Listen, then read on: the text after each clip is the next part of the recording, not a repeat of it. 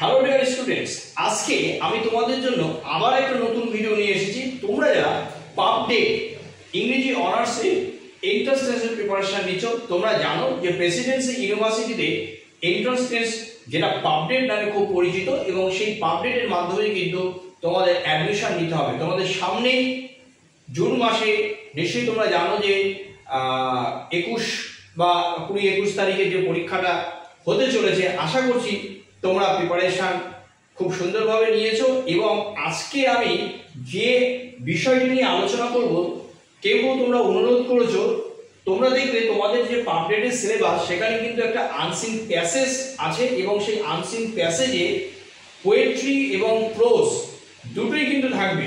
সুতরাং তোমরা কিন্তু পোয়েট্রি এবং প্রোজ আনসিন প্যাসেজ ভালোভাবে বাড়িতে স্টাডি করো। আশা করছি সেখান থেকেও ওই সেকশনে যে 4 থেকে 5টা করে প্রশ্ন থাকবে সেটাও কিন্তু খুব গুরুত্বপূর্ণ তোমাদের কিন্তু গুড স্কোর করার জন্য বা অ্যাডমিশন নেওয়ার জন্য। তাহলে সুতরাং আজকে আমি আলোচনা করব তোমাদের এই আনসিন প্যাসেজে যে পোয়েট্রি সেকশনটা আছে সেখানে কি ধরনের প্রশ্ন আসতে পারে এবং কিভাবে তোমরা এই সেকশনে বা এই ক্যাটাগরিতে প্রিপারেশন নেবে।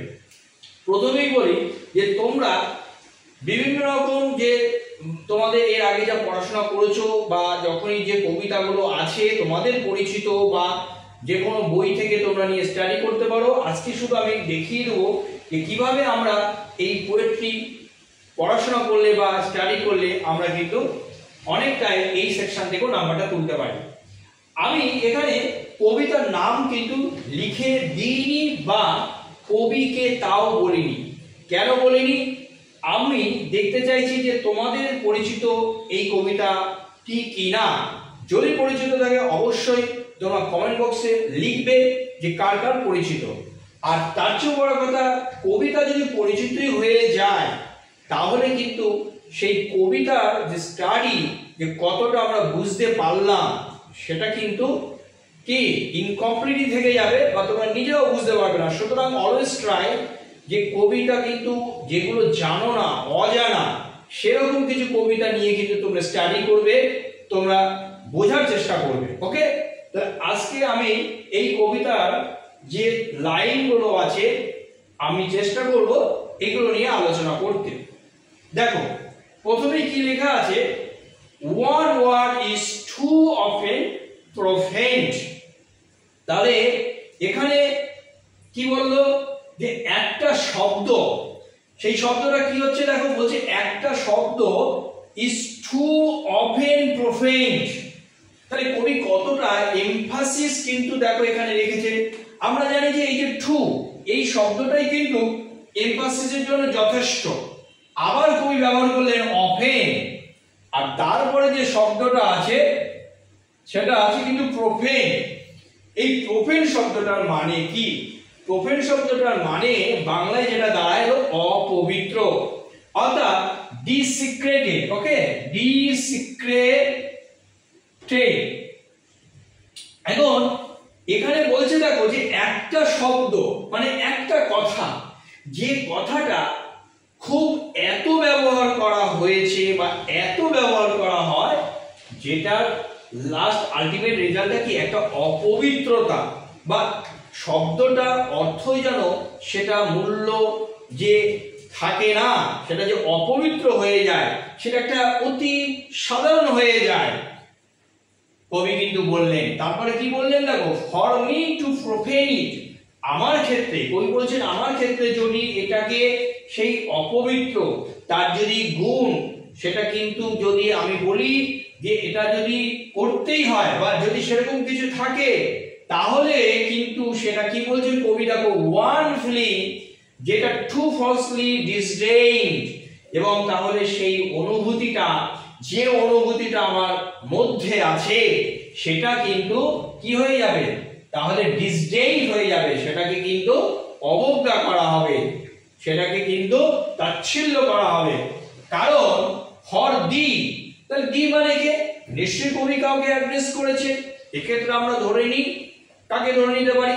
আমরা ধরে নিলাম যে দ্য লেডি লাভ বা লাভারের কথা বলছেন। তিনি বলছেন ফর দি টু ডিসডেইন ইট, তাহলে তার ক্ষেত্রে যদি এটা অবজ্ঞা করা হয় তাহলে কি হবে, one hope is to like despair, তখন সেই আশাটা কিরকম পরিণত হবে, অনেকটা হতাশ। তাহলে কবি বলছে যে সেটা অনেকটা আমার কাছে হতাশজনক হয়ে যাবে। কারণ ফর প্রুডেন্স মানে কি, বিচক্ষণতা টু স্মলার, তাহলে সেই বিচক্ষণতা আর থাকে না। বিচক্ষণতা মানে সেটাকে বোঝার যে ক্ষমতা, সেটা বিচার করার যে ক্ষমতা, সেটা কিন্তু কি হয়, নষ্ট হয়ে যায়। তখন কবি বলছেন দেখো, and pity from the more dear, তখন কবি বলছেন যে আমার কাছে, তোমার কাছ থেকে, দি মানে আবারও বলছি দ্য লেডি লভ, তোমার কাছ থেকে এই তখন এই পিটিটা মানে করুণা বা দয়া, যে তোমার ইচ্ছা, সেটাই কিন্তু আমার কাছে খুব প্রিয় হয়ে ওঠে। কারণ দেন দ্যাট মানে যে বিষয়টা নিয়ে কবি বলছে যে এত খুব তাড়াতাড়ি যখন তখন মানে যে কোনো সময় যেন মুখে সেই কথাটা বলা হচ্ছে, সেই আশা সেটা যেন নষ্ট হয়ে যাচ্ছে, আর সেটাই যদি অন্যের কাছ থেকে আসে, তার থেকে তুমি যদি আমার প্রতি সহানুভূতি, আমার প্রতি দয়াশীল হও, সেটাই আমার কাছে সবচেয়ে প্রিয়। কবি কি বলছেন দেখো, I can give not what men call love. এতক্ষণে বুঝতে পারলে যে কবি কার বা কিসের কথা বলেছে। বলছে আমি তো আর পাঁচটা মানুষ, তারা যেভাবে তাদের ভালোবাসা বা ভালোবাসাটাকে যেভাবে তারা ব্যক্ত করে, আমি সেটা পারি না। But will thou accept not, কিন্তু উইল দাও দেখো আছে, এটা তোমরা নিশ্চয়ই জানো, এই যে thou means you, this is archaic form. Elizabethan পিরিয়ডে আমরা এই শব্দ বা এই ধরনের শব্দ বহুবার দেখি, যখনই আমরা সেই যুগের কবিতাগুলো বিশেষ করে পড়ি, তাহলে বলছে অ্যাকসেপ্ট নট, তুমি কি স্বীকার করবে না, তুমি কি গ্রহণ করবে না, দাও কি বলছে, দাও ওয়ার্শিপ দি হার্ট লিভস অ্যাভাব, তাহলে যে পুজো, যে শ্রদ্ধা, যে ভালোবাসা, যেটা কোথা থেকে আসে, যেটা অন্তর থেকে আসে, হৃদয় থেকে আসে, সেটা আমাদের কি করে, আমাদেরকে আরো উচ্চ স্তরে নিয়ে যায়, আমাদেরকে এমন একটা জায়গায় নিয়ে যায়, and the heavens reject not, যেখানে স্বয়ং ঈশ্বরও কিন্তু সেটাকে ডিনাই করতে পারে না। তাহলে এমন একটা জায়গায় নিয়ে যায়, বা সেই ধরনের কিছু কিন্তু অনুভূতি আমার তোমার জন্য রয়েছে। কবি বলছেন the desire of the moth, the desire of the moth, এটা moth হবে, sorry, the desire of the moth for the spark, সেটা যেমন করে বলতে পারি আমরা, একটা মথ, একটা পোকা, সে চায় যে ওই রাতের আকাশে বা নক্ষত্রকে সে ধরার চেষ্টা করে, সেখানে সে উড়ে অনেক উপরে উঠতে চায়। Of the night for the morrow, যেন দিন আর রাতের মধ্যে যে তাদের যে প্রেম, তাদের যে ভালোবাসা, তাদের যে আবেগঘন বন্ধন, দ্য ডিভোশন টু সামথিং আফার, সেখানে কিন্তু যখন আমাদের ডেডিকেশন থাকে, তখন আমরা from the sphere of our সরো, তখন কোথায় আমরা চলে যাই, তখন আমরা আমাদের এই যে দৈনন্দিন যে দুঃখ, কষ্ট, হতাশা, এর থেকে আরো অনেক দূরে চলে যায়, অনেক ঊর্ধ্বে উঠে যায়। তাহলে এখানে কবি প্রথম থেকে এমন কিছু বললেন, যেটা কবি কিন্তু বলেছেন যে এমন একটা বিষয় যেটি এতবার সকলে ব্যবহার করে, যখন খুশি, যেন কিছুটা সেখানে প্রুডেন্স থাকে না, সেখানে বিচক্ষণতা থাকে না, সেখানে কোনো প্রাসঙ্গিকতা হয়তো থাকে না, এতবার ব্যবহার করা হয় যাতে তার পবিত্রতা নষ্ট হয়ে যায়।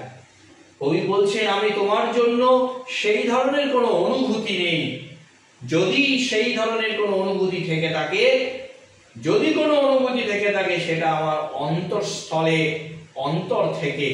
তাহলে কবি বলতে চাইছেন যে তার ভালোবাসা একদম আলাদা, একটু একেবারেই, একটু বলবো না, একেবারেই আলাদা, অন্যরকম, আর পাঁচটা মানুষের মতো নয়।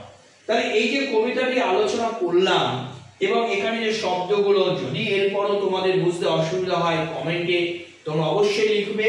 কিন্তু এই কবিতা থেকে কেমন প্রশ্ন হতে পারে আমি এবার চলে যাব প্রশ্নগুলোতে, সুতরাং ভিডিওটা কিন্তু স্কিপ করবে না, তোমরা দেখো এ থেকে কি কি প্রশ্ন আমরা পাচ্ছি। তাহলে যে কবিতাটি একটু আগে আলোচনা করলাম, তোমরা এবার দেখো যে কবিতা থেকে কি রকম বা কোন ধরনের প্রশ্ন আসতে পারে। দেখো তাহলে প্রথম প্রশ্ন কবিতা থেকে কেমন আমরা দেখতে পাচ্ছি, দেখো বোর্ডে, by one word, one feeling, one hope the speaker means. তাহলে এই যে কথাগুলো, এই কথাগুলোর মধ্য দিয়ে স্পিকার বা কবি কি বলেছেন? The same thing, the different thing, নাকি বোথ এ অ্যান্ড বি, আলাদা এবং একই জিনিস এরকম কিছু, নাকি কোনোটাই না? তাহলে এখানে এই যে one word, one feeling and one hope, এই তিনটি কথার মধ্য দিয়ে কিন্তু কবি বা বক্তা বোঝাতে চেয়েছে তার ভালোবাসার কথা। তাহলে এখানে কিন্তু প্রত্যেকটার মানেই কিন্তু কি লাভ, সুতরাং সেম থিং, তাই আমাদের জন্য অপশন এ হবে সঠিক। কোশ্চেন নাম্বার 2 বা second, the moth desires for.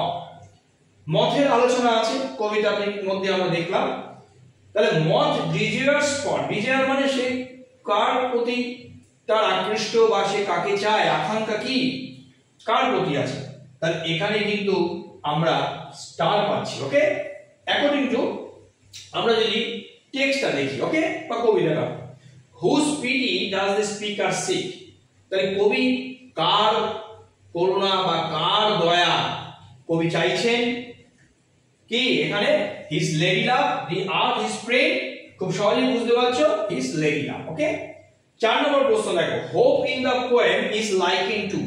তাহলে এই যে one word, one feeling, one hope, বুঝতেই পারছো যে এই আশা, কোন আশা, কার সাথে কবি এখানে কিন্তু একত্রিত করেছেন বা এক করে তুলেছেন। তাহলে কোনটা হবে? এখানে যে অপশনগুলো আছে দেখো, লাভ, ডিসপায়ার, প্রুডেন্স, অল, তাহলে অপশন কিন্তু সঠিক হবে লাভ, যেটা option A. Okay, question number 5 বা 5th question, but will thou accept.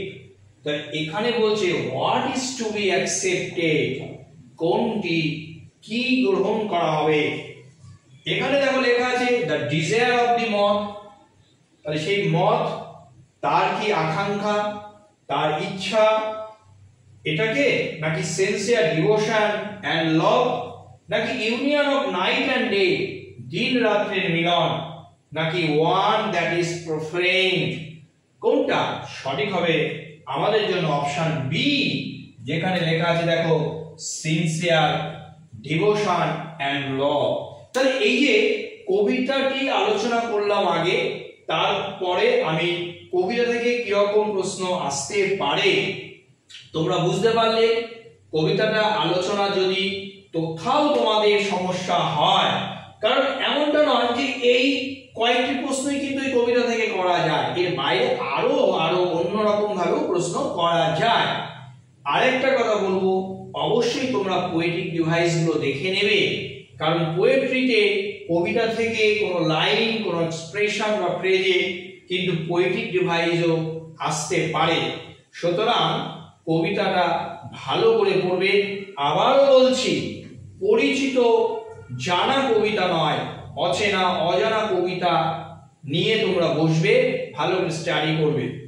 তাহলে এই ভিডিও আশা করছি তোমাদের পাবলিক এন্ট্রান্স যে টেস্ট রয়েছে সামনেই, এরকম ভাবে প্র্যাকটিস করবে, তোমাদের পরীক্ষা প্রস্তুতি আরো ভালো হবে। আর শেষ করার আগে আবারও বলছি, তোমরা যারা পরবর্তীতে ইংরেজি অনার্স নিয়ে পড়াশোনা করবে, আমার কাছে অনলাইন ও অফলাইন দুরকমভাবেই আমি কোচিং বা টিউশন দিয়ে থাকি।